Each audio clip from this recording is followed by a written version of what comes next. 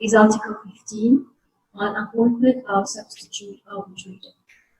This article provides that where the mandate of an arbitrator terminates under Article 13 or 14, or because of his withdrawal from office for any other reason, or because of the revocation of his mandate by agreement of the parties, or in any other case of termination of his mandate, a substitute arbitrator shall be appointed according to the rules that were applicable to the appointment of the arbitrator being.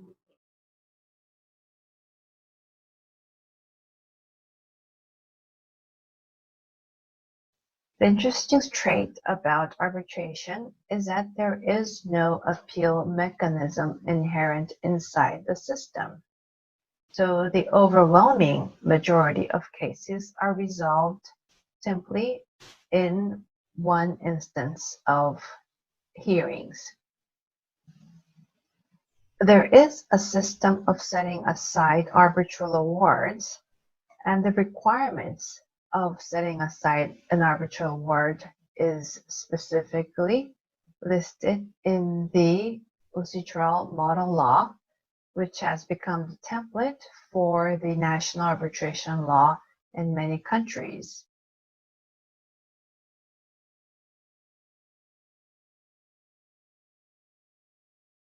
Article 34.2, subparagraph A, subparagraph 4 of the model law sets out another ground to set aside, which is the composition of the tribunal or arbitral procedures were not in accordance with the arbitration agreement.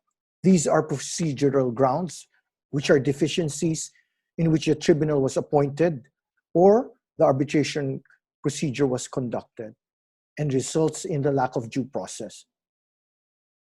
Certain minimum procedural standards must be observed so that arbitrations can be conducted fairly and properly. One must ensure the proper constitution of the tribunal. Also, that the arbitral procedure is in accordance with the parties' agreement.